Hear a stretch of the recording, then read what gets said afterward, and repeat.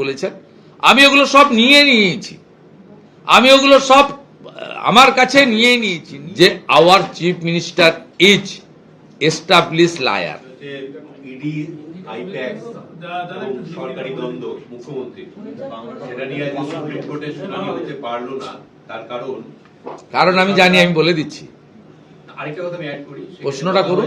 ইডির পারমিশন নিয়ে নাকি মুখ্যমন্ত্রী ফাইলগুলো নিয়ে এসেছে। আপনাকে বলি, ইচ্ছা করে বেশ কয়েকদিন আগে এই মামলা গ্রহণ করে। প্রথমত ওরা মেনটেনেবল পয়েন্টে বলেছিলেন, সেটা সুপ্রিম কোর্ট প্রথম শুনানিতে গ্রহণ করেননি এর আগে, এবং উল্টে যে কমেন্টগুলো করছিলেন লাইভ লতে সবাই দেখেছেন, আমি সেটা রিপিট করতে চাই না।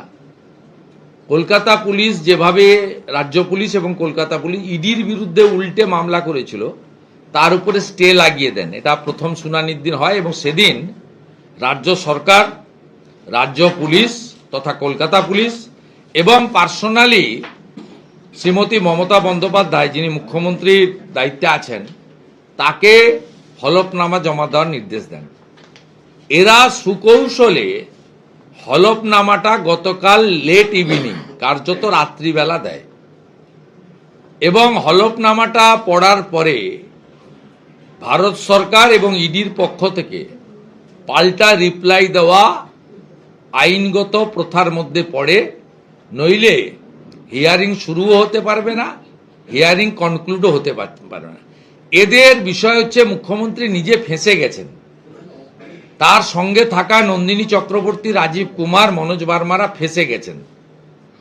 তাই তারা এটাকে লিঙ্গার করতে চাইছেন।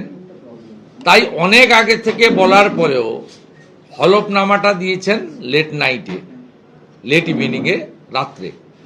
তাই স্বাভাবিকভাবে ভারত সরকারের পক্ষে এবং ইডির পক্ষে যারা ছিলেন সিনিয়র ব্যারিস্টার বা লয়ার, তারা এর উত্তর যাওয়ার জন্য কয়েকদিন টাইম চেয়েছেন।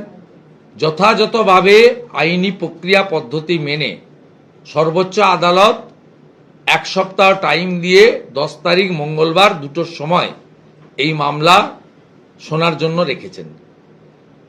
আপনি যে প্রশ্ন করেছেন মুখ্যমন্ত্রীর করা হলফনামা, মুখ্যমন্ত্রী যে সারাক্ষণ মিথ্যা কথা বলে, হলফনামাতে আরেকটা প্রমাণ, এবং এতেও আমি মনে করি নিজেই ফেঁসেছেন।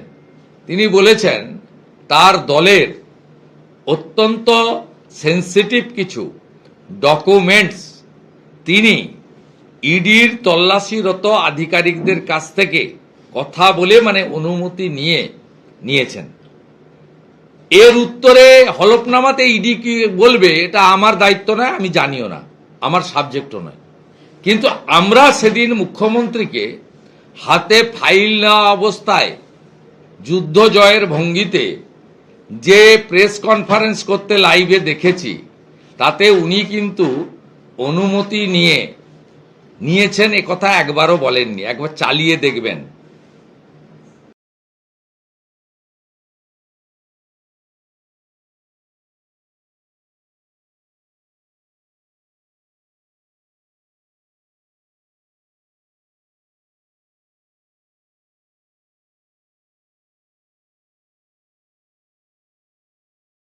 যে ইলেকট্রনিক্স চ্যানেল প্রশ্ন করেছেন, আপনাদের যে গ্যালারি হয় না, মুখ্যমন্ত্রী ফাইল চোর, এবং সুপ্রিম কোর্টের শুনানি থেকে আমরা জেনেছি উনি মোবাইল ফোনও চুরি করেছেন, সঙ্গে ল্যাপটপ তো উনি নিজে স্বীকার করেছেন যে ল্যাপটপও নিয়ে নিয়েছি, আর এটাও আমার গুরুত্বপূর্ণ নথি নিয়ে চলে যাচ্ছিল বা পালাচ্ছিল, উনার ভঙ্গিতে উনি বলেছেন।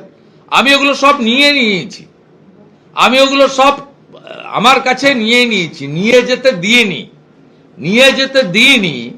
নিয়ে নিয়েছি, আর অনুমতি নিয়ে আমি নিয়েছি। এই দুটো বাংলার মানে কিন্তু এক নয়। অর্থাৎ উনি সেলফ ডিক্লেয়ার চুরি করেছেন, উনি সেলফ ডিক্লেয়ার করেছেন ইন প্রেজেন্স অফ পাবলিক। বাকি হলফনামাতে ইডি উত্তর দেবে, সুপ্রিম কোর্ট সব দেখে সিদ্ধান্ত নেবে। ইডির পাটে এবং সুপ্রিম কোর্টের পাটে আমি ঢুকবো না।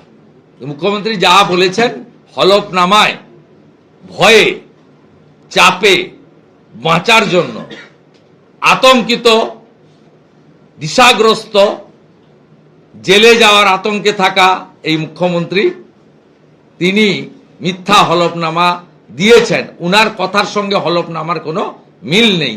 দুটো হলফনামার লেখা আর উনার ওই দিন ভিজুয়াল স্টেটমেন্ট দুটোকে পাশাপাশি রাখলে একটা বাচ্চা ছেলেও বলে দেবে যে our chief minister is establish liar.